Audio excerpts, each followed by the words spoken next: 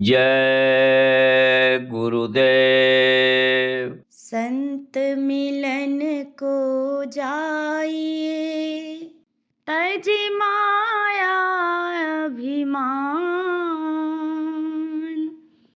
ज्यों ज्यों पग आगे बढ़े, कोटिन यज्ञ समान।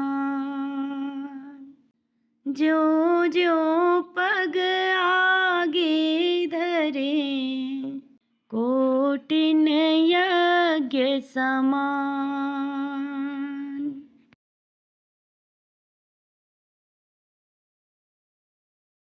बस यही अर्ज है तुमसे समरथ गुरु, बस यही अर्ज है तुमसे समरथ गुरु। दरस देते रहो, दुख टल जाएंगे। दरस देते रहो, दुख टल जाएंगे। आप घट घट के वासी है मेरे पिता। आप घट घट के वासी है मेरे पिता। दीजिए घट में दर्शन तो तर जाएंगे। दीजिए घट में दर्शन तो तर जाएंगे।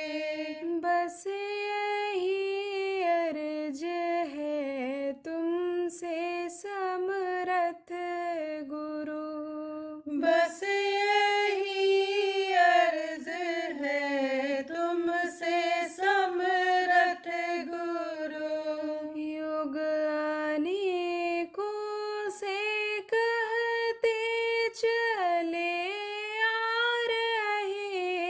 युग अनेकों से कहते चले आ रहे। जिनका आदेश पालन न कर पा रहे। जिनका आदेश पालन न कर पा रहे।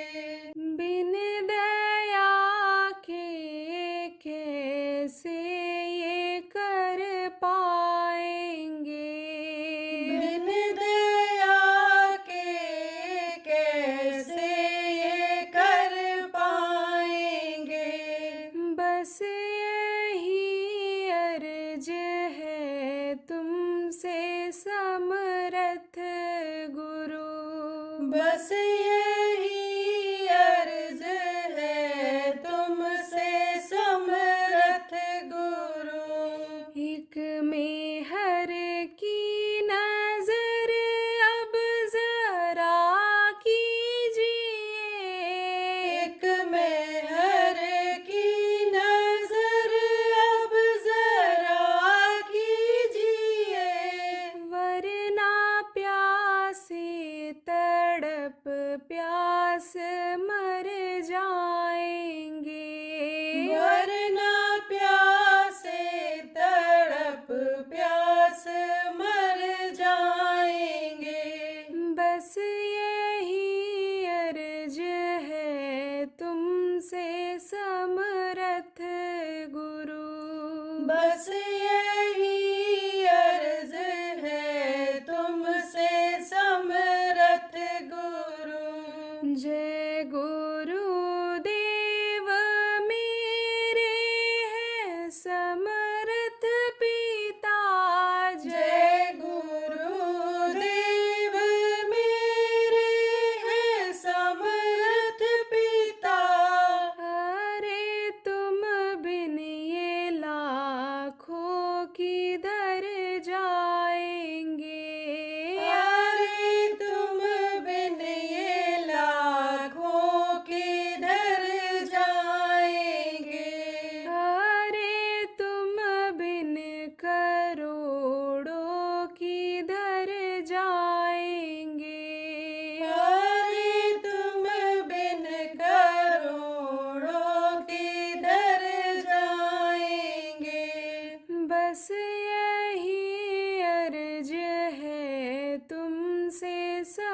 समरथ गुरु। बस यही अर्ज है तुमसे समरथ गुरु। दरस देते रहो दुख टल जाएंगे। दरस देते रहो दुख टल जाएंगे। जय गुरुदेव। जय गुरुदेव।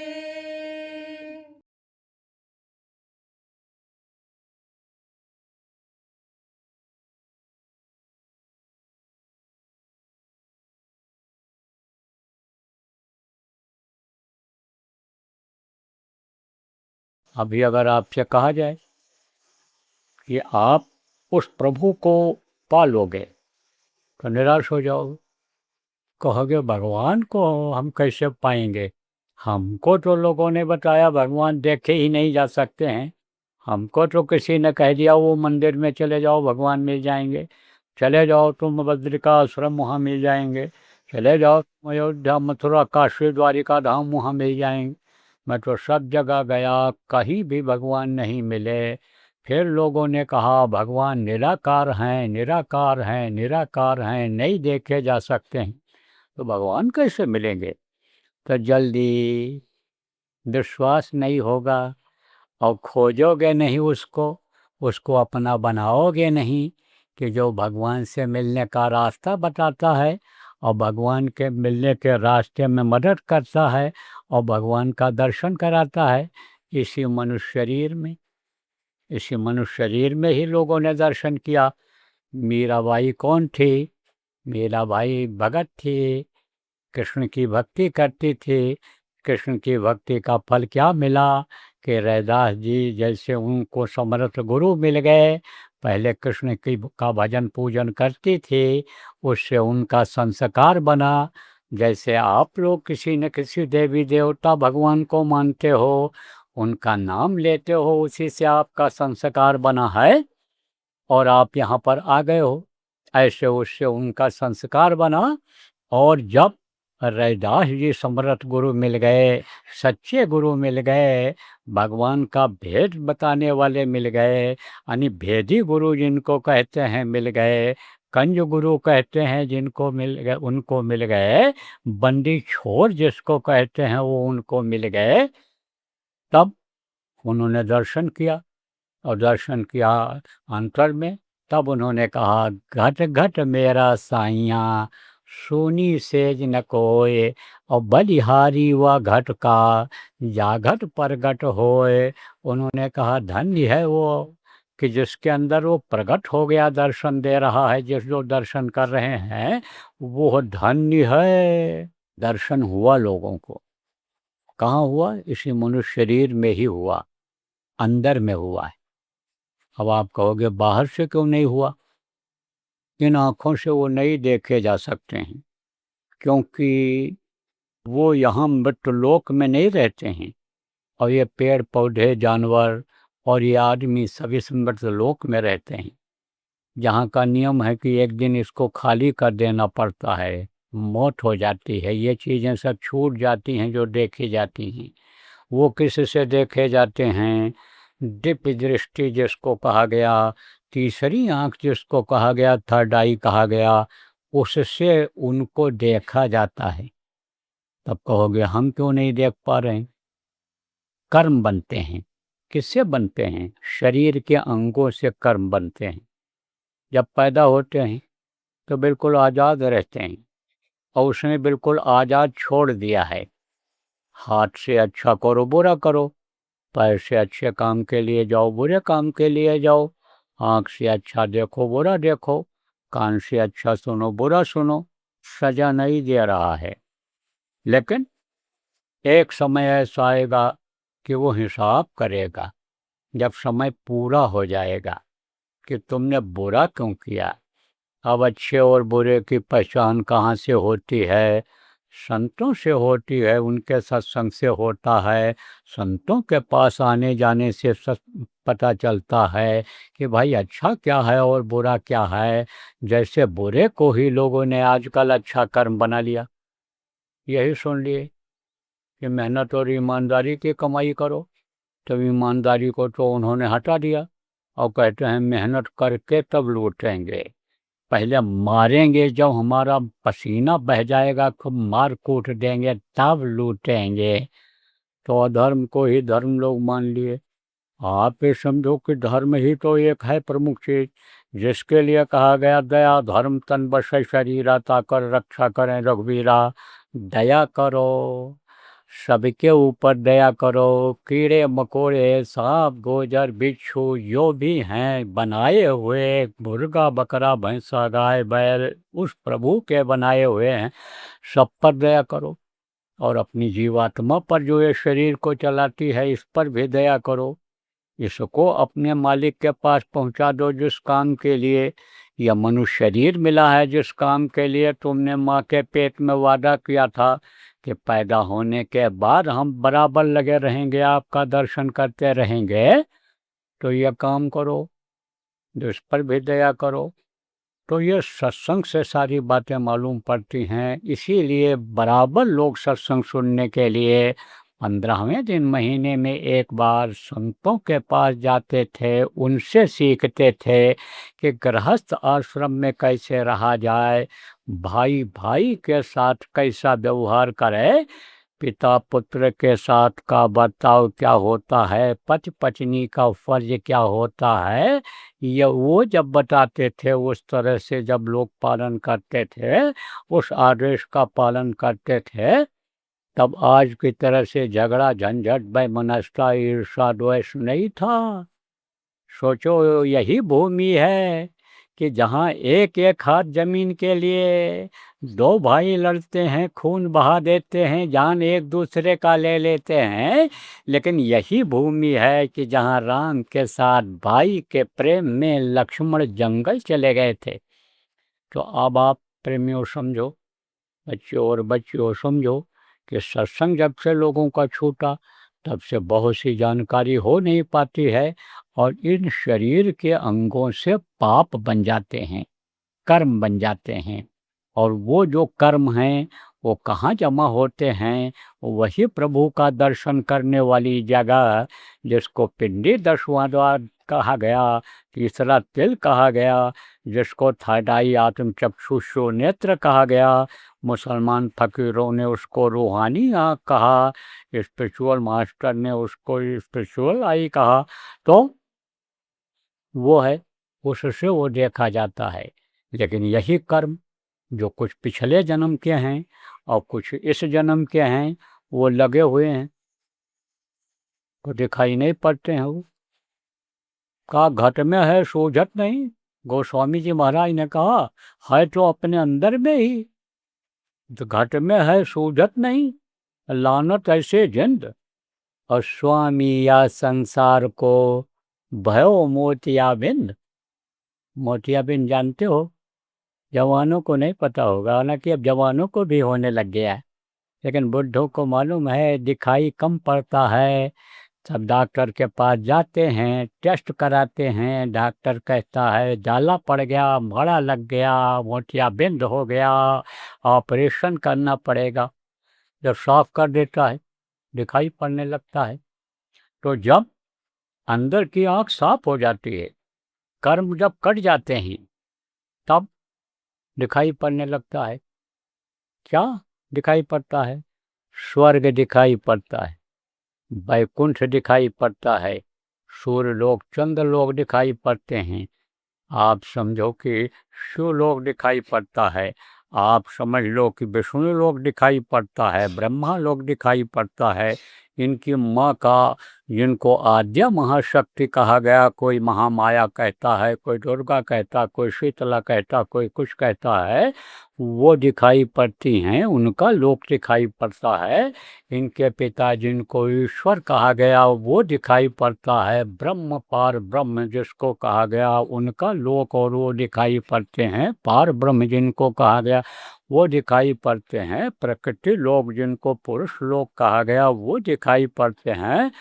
सतलोक, अलख लोक, अगम लोक, बहुत सारे लोक हैं, वो दिखाई पड़ता है। जब खुल जाती है अंदर की आँख, उघरहि बिमल बिलोचन ही के। गोस्वामी जी महाराज ने कहा है, संतों की बात, महात्माओं की बात न आज तक गलत हुई है, न होगी।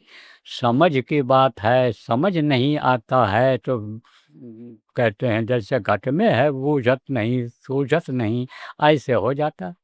तो कहा उन्होंने कि आप समझो कि हम अंदर में ही वो मिलता है।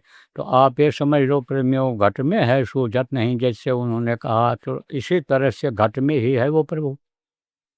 प्रभु घट में ही है, लेकिन दिखाई नहीं पड़ता। देखा जब लोगों ने, किसने देखा? जैसे बताया, मीरा ने देखा। और मीरा ने ही नहीं, कबीर साहब ने भी देखा। तब कहा, ज्यों तिल माही तेल है, ज्यों चकमक में आग, तेरा साईं तुझ में जान सके सो जान। उन्होंने कहा जैसे तिल में तेल होता है, बाहर से नहीं दिखता है, पैरते हो छूता है, नीचे गिरता है तब तेल दिखाई पड़ता है। जैसे मेहंदी में लाली होती है, ऐसे नहीं पता चलता है, जब बटते हो उसको तब लाली दिखाई पड़ती है। जैसे दूध में घी होता है, उपाय से निकलता है, ऐसे ही उपाय से दिखाई पड़ता है। आप ये समझो। तो कहा, जो तिल माही तेल है, जो चकमक में आग, तेरा साईं तुझ में जान सके सो जान। जय गुरुदेव। परम संत बाबा उमाकांत जी महाराज के आगामी कार्यक्रम की सूचना के पश्चात सत्संग पुनः प्रसारित होगा। जय गुरुदेव। आ रहा है शब्द योग भेदी गुरु काफिला बाबा उमाकांत जी महाराज का सत्संग व नामदान कार्यक्रम दिनांक 5 जुलाई 2026 रविवार सुबह 9 बजे से। स्थान चौधरी जमादार सिंह महाविद्यालय, ग्राम लालकपुर, सौरिख रोड, छिबरा मऊ, कन्नौज, उत्तर प्रदेश। संपर्क नंबर 6266216128 व 9839818390। जय गुरुदेव। और क्या कहा नानक साहब ने? गुरु घर में घर दिखलाऊं। ये क्या है? घर है एक तरह से, मनुष्य मंदिर है या मानव शरीर घर की तरह से एक दिन खाली करना पड़ जाता है इसको। चाहे राजा महाराजा रहे हों, चाहे सेठ साहूकार रहे हों, चाहे पंडित मुल्ला पुजारी रहे हों, चाहे राम जैसे भगवान रहे हों, चाहे मनुष्य शरीर में आने वाले कबीर, गोस्वामी, पलटू, नानक देव, राम, दादू, मीरा, भिखा, ये ऐसे लोग रहे हों, सबको खाली करना पड़ा। तो कहा कि ये मनुष्य शरीर है, यह मंदिर है, यह घर है। तो इस घर में ही यानी अपना घर जो निजी घर है वो दिखा देते हैं। अब आप तो कहोगे हमारा घर मिट्टी और पत्थर का जिसमें हम रहते हैं वो है। वो घर कब तक है? जब तक ये शरीर है, नहीं तो उसमें कोई दूसरा रहेगा। कुछ लोग आप अपने बाप दादा के बनाए घर में रहते हो, वो भी यही कहा करते थे, ये घर मेरा, ये घर मेरा, ये घर मेरा। और उनका नहीं रहा, जिसमें आप रहते हो तो आपका कैसे रहेगा? और न ये वो घर आपका है और न ये घर आपका है। आपका घर ऐसी जगह है जहाँ परम पिता जिसको कहा गया वो रहते हैं, अपने असली पिता रहते हैं, सबके सिरजनहार रहते हैं। वो घर यानी दिखा देते हैं कौन? गुरु दिखा देते हैं। जब समर्थ गुरु, सच्चे गुरु मिल जाते हैं तो वो दिखा देते हैं। तो आप ये समझो, उन्होंने भी कहा, फकीर ने भी कहा, क्या कहा कि अल्लाह अल्लाह का मज़ा मुर्शिद के महखाने में है और दोनों आलम की हकीकत एक पैमाने में है। ना खुदा मंदिर में देखा, ना खुदा मस्जिद में है। और शेख जी रिंदो से पूछो दिल की अर्शन, जो जानकार हैं उनसे पूछो, तो दिल में ही है वो दिखा देंगे, इसी के अंदर दिखा देंगे। लेकिन कब? कि जब वो युक्ति बताएंगे और उस युक्ति के द्वारा जब आप देखना चाहोगे, उपाय के द्वारा देखना चाहोगे, तब वो दिखा देंगे। उपाय आज आपको जब बताया जाएगा अभी सुमिरन करने का, ध्यान लगाने का, भजन करने का, जो संतों ने बताया है वो जब आपको मालूम हो जाएगा और आप जब करोगे, देखोगे, तब आपको विश्वास होगा। जब किया हनुमान जी ने, तब कहते हो ना, ऐसे फाड़ के दिखा दिए कि देखो ये राम हमारे अंदर हैं, लेकिन फाड़ के नहीं दिखाया था उन्होंने, अंदर में उनके का वो दिखाया लोगों को, वो तीसरी आंख खोल करके दिखाया उसको, जिसको विश्वास नहीं हो रहा था। हनुमान में कम शक्ति नहीं थी, उन्होंने नाम को भी जपा। सुमिर पवन सुत पावन नामू, अपने बश कर राख्यो रामू, सब लिखा हुआ प्रमाण मिलता है। उन्होंने सुमिरन किया, जो बताया जाएगा आपको, पुराने लोगों को बता दिया गया है। सुमिरन किया उन्होंने, तो उनके अंदर वो ताकत आई कि उन्होंने दूसरे की भी अंदर की सफाई करके उसको दिखा दिया कि देखो ये राम हमारे अंदर। कौन राम? वो राजा दशरथ पुत्र जो थे वो राम नहीं, जो सब जगह रम रहा है वो राम। मनुष्य शरीर में जो रहता है वो सब जगह रम नहीं सकता है। देखो हम आपके सामने बैठे हैं, आप हमारे सामने शरीर में बैठे हो। अब आप ये कहो कि कलकत्ता घूमो, बम्बई घूमो, वहाँ पहुँच जाओ, शरीर से कैसे वहाँ पहुँच सकते हो?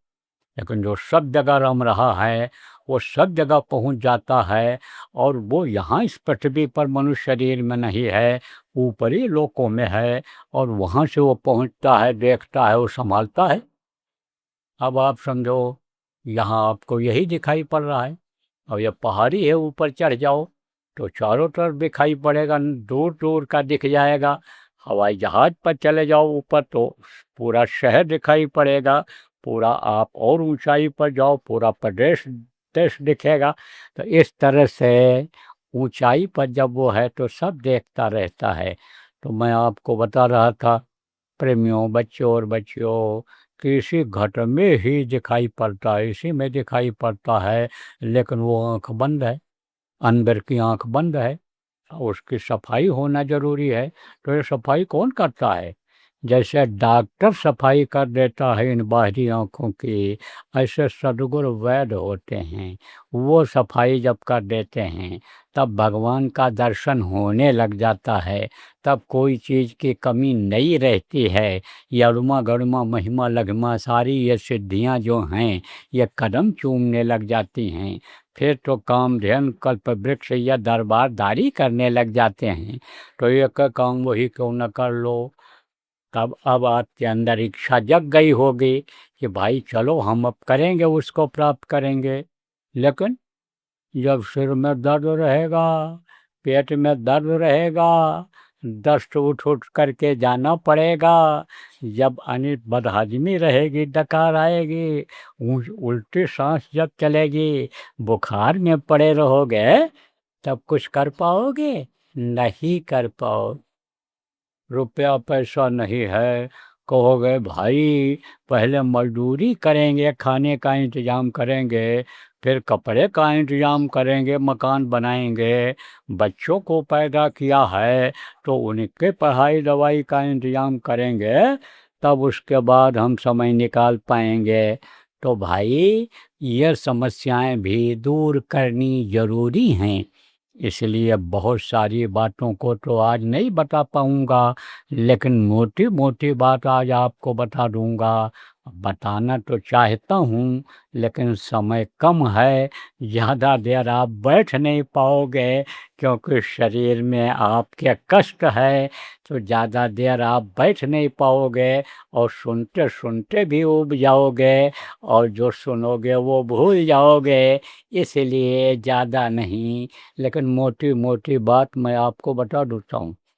देखो बच्चों और बच्चियों, अब आजकल लोग बूढ़े बुजुर्गों का ध्यान नहीं रखते हैं, तो बहुत से लोग तो फैशन में घर से बाहर निकाल देते हैं कि हम पढ़े लिखे हैं, हम कलेक्टर कमिश्नर हैं, हम ऊंची पोस्ट पर हैं, ये हमारे माता पिता ये गरीबी वाला कपड़ा पहन करके हमारे पास आए हैं, इनको मैं पिताजी माताजी कैसे कहूँ, इनकी सेवा मैं कैसे करूँ, यह भावना उनके अंदर रहती है। कुछ लोग तो अपने बुढ़े माता पिता को ले जा कर के यानी वृद्धाश्रमों पर छोड़ करके अनाथालय में चले जाते हैं, मंदिरों के पास छोड़कर चले आते हैं, मंदिरों में जा कर के कटोरा ले कर के वो मांगते हैं, खाते हैं रोटी। इसीलिए हम 9 महीने माँ के पेट में रखा था बच्चे को कि बुढ़ापे में हमारा साथ नहीं देंगे ये, इसीलिए पालन पोषण किया था, दूध पिलाया था, नहीं दूध था तो खरीद करके पिलाया था। इसीलिए खुद जो है जब पेशाब कर देता है बच्चा तो माँ जो है वो उसमें लेट जाती है, बच्चे की तरफ सूखा कपड़ा लगा देती है, इसीलिए किया था। अरे बच्चे की सेवा किस लिए की जाती है कि जिससे ये बुढ़ापे में हमारे काम आवे, हमारा हाथ पैर जब ढीला हो, जब हम कमा न सकें तो ये लावे कमा करके खिलावे, हमको जब तकलीफ हो तो सिर दर्द में हमारे सिर दबा दे, पैर दबा दे, ये सेवा करे। लेकिन ये नहीं सोच रही हो बच्चियों कि कितना भी पढ़ लिख लोगी, लेकिन अनपढ़ अनुभवी जिसको अनुभव होता है गृहस्थी चलाने का, घर में रहने का, उसकी सेवा जब तक नहीं करोगी तब तक आप समझो सफल नहीं होगी। कैसे, ये भी बता दें। जैसे कोई डॉक्टरी पढ़ करके लड़की आई, MBBS MS करके आई, तो किसी के पेट में बच्चा रहेगा तो उसको ऑपरेशन करके दवा निकाल देगी। लेकिन जब उसके पेट में बच्चा आएगा तब वो अपना ऑपरेशन करके बच्चे को निकाल पाएगी? नहीं निकाल पाए। अब आपके पहाड़ी में, गांव में, यहाँ अगर वो लड़की आ गई अमेरिका से, ब्रिटेन से, लंदन से, बम्बई, कलकत्ता, दिल्ली से, और यहीं बच्चा पैदा होने का प्रसव पीड़ा हुई और डॉक्टर नहीं मिले, तब क्या करेगी वो पढ़ी लिखी डॉक्टर लड़की? तब उसी अनपढ़ माँ की ज़रूरत पड़ेगी और वो उसको ऐसे फेर फाड़ करके हाथ लगा करके बच्चे को बाहर निकाल देगी।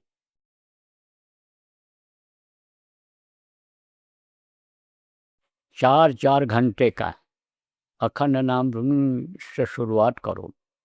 जिसके यहाँ भी जगह हो, गांव में सबको बुला लो, आदमी को बुला लो, आदमी लोग, औरतें भी आ सकती हैं, और नहीं तो औरतें जो हो, आप महिलाएं जो हो, बच्चियां माताएं जो आप बैठी हो, आप लोग माताओं को बुला के करो। पुरुष लोग मान लो चले गए, नौकरी काम में चले गए, दिन में आप खाली हो तो बैठाओ और नाम धुनी बुलवाओ। कोई ना कोई बोलते रहें 2 आदमी वहाँ, ज़रूरत है तो चले गए। अपना आप घर का भी काम कर सकते हो, ज़रूरी काम सब कर सकते हो, लेकिन थोड़ी देर के लिए ज़रूर बैठो। ऐसे समय पर करो कि दिन भी रहा है, रात भी न हो, तब तक 5 बजे छुट्टी हो तो दफ्तर का साहब भी आ जाए, वो भी बोल लेगा, तब तक रोटी पानी बनाने का समय हो जाएगा। तो ऐसे समय पर रख लो तो बराबर नाम धुनी ये चलेगी। अभी अभियान चल रहा है, 4 घंटे की करो। जब मन लग जाएगा आपका, और लोग आने लग जाएंगे, उनका भी मन लग जाएगा, उनको फ़ायदा दिखेगा। बहुत से लोगों के पास बहुत पैसा है, कोई कमी नहीं है, सब सुखी हैं, लेकिन टेंशन बहुत है, परेशानी बहुत है मानसिक। तब जब उसमें आराम मिल जाएगा तब आने लग जाएंगे वो लोग। तब आप 24 घंटे का कर देना, छुट्टी के दिन कर देना। आप ये समझो कि शनिवार को शुरू करो और सोमवार को ख़त्म कर लो, तो इस तरह से 24 घंटे का कर लो और फिर बढ़ा दो। आप 3 दिन का कर दो अखंड, 5 दिन का कर दो, 9 दिन का कर दो। तो ये कब तक चलेगा? गुरु पूर्णिमा तक। गुरु पूर्णिमा अभी होगी, एक पूर्णिमा ये निकल जाएगी, दूसरी पूर्णिमा जब आएगी तब उसको होगा। कार्यक्रम होता है, कहाँ होगा? राजस्थान में।